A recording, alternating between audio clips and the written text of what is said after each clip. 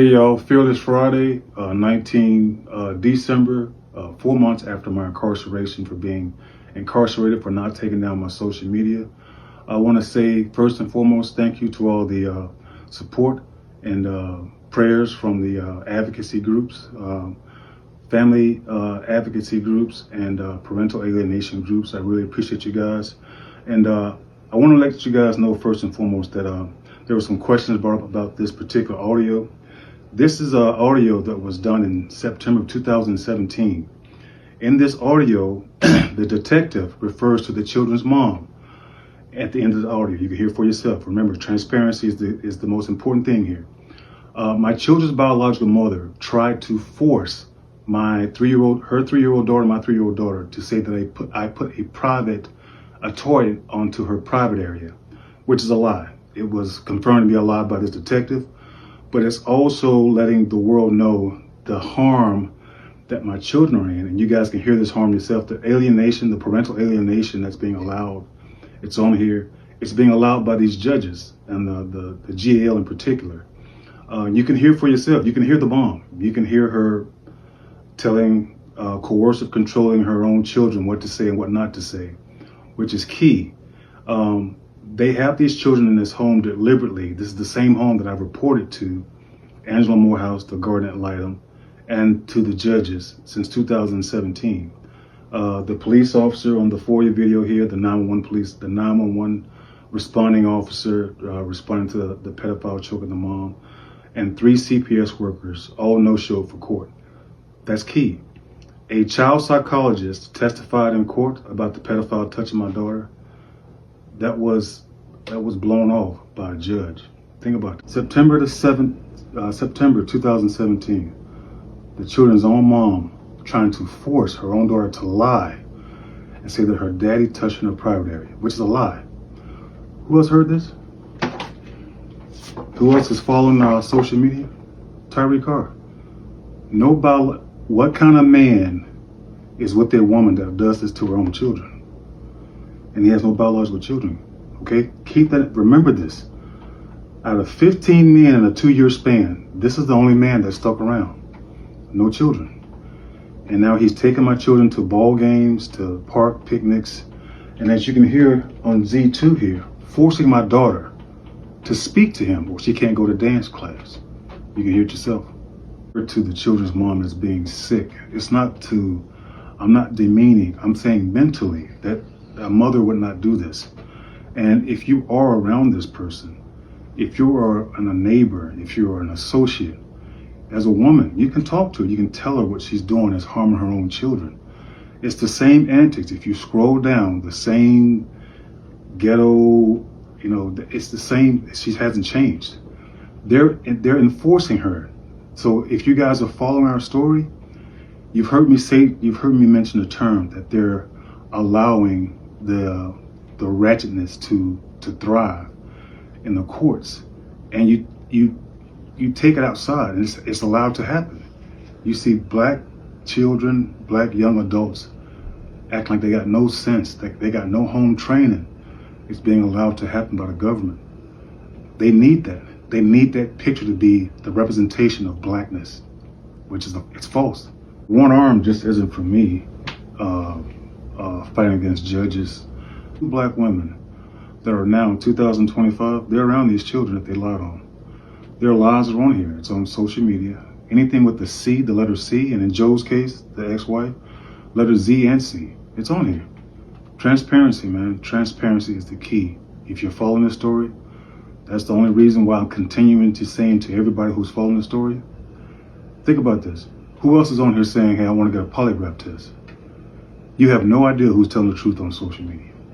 Why do I call this person a pedophile? If you are a human being and you're living on the Northern Hemisphere, that FOIA video, the official police video, you can clearly hear from your own ears what my son says that his little sister told him, what happened years ago, that these turd judges are trying to keep covered up. That's why I refer to this person as a pedophile. He's not a man, he's not a human, he's a pedophile. A grown man that preys on children. And he's been allowed to do this by a very mentally ill mother. The world knows The world is going to know this, no matter if they pick up and go to Germany, they're in Northern Virginia now, if they go to Philadelphia. That's the whole point of social media. No matter where this person goes, the entire world knows that he's a pedophile, that he is mentioned on this FOIA video, this official police video, by my son, who he's taken to football games, he's taken out to dinner, to movies. This man is allowed to spend more time with my son, who I helped to give birth to, gave life to, and has no biological children. These courts, they prefer to have the children with boyfriends instead of the biological father. These are my babies. They did the courageous thing by speaking to a police officer and telling them about the abuses they were subjected to, about my son remembering the pedophile, my daughter telling him about the pedophile touching her, and now, 2025, being placed in a home that's been reported to the same courthouse for years. My kids are getting older. They don't understand their power yet. They have no idea how powerful they are. They don't understand it yet. But if you're a neighbor, if you're a school teacher, hell, even if you're a lawyer and you're following this, you understand how powerful you are. And you also understand the danger that these children are in. I'm doing what I'm doing to protect them, but also to let the pedophile and the same sick mom know that they're on notice. So if anything happens to these children, the whole world knows now. You can break this wide open. Whether you're a school teacher, if you're a congressman in Iowa, pick up your phone and listen. How do you tell the world that your children spoke to the devil? They spoke to the devil. And the devil is trying to keep their words quiet. Listen. Listen. This is Z2. It's on the social media. And when did you tell somebody about that one? Is it recently or a while ago? It wasn't a while ago. It was recently, but it was like in January. You told somebody in January? Yeah, January or something. Yeah. Who'd you tell? Miss Morehouse. Remember? She a teacher? No, Dr. Angela Morehouse. Lawyer. She's not a doctor. Guardian ad litem. Okay, State of Virginia. Who is this? she's a court-appointed lawyer. She's But writing. he told her, and they both said it. I had her on recording. Is that your custody lawyer? She is not my custody lawyer. Okay. What was that? She's a court-appointed lawyer For what? for the children. Okay. The most important takeaway from this is that this police officer, along with the 911 police officer who was subpoenaed, also with the 3 CPS workers who were the reports of the abuse by the mom, they were all subpoenaed. None showed up. None appeared in court.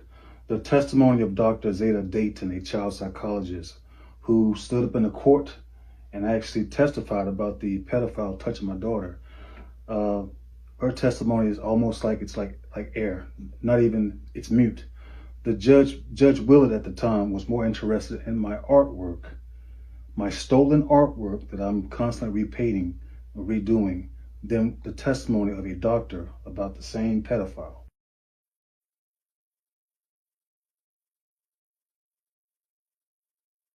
So this is the incoming governor of Virginia, Abigail Spanberger. She's going to be taking office the second week of January. The email attached went to her during her running of her campaign. So I don't have proof that she's actually gotten this email that you guys are seeing at the end here.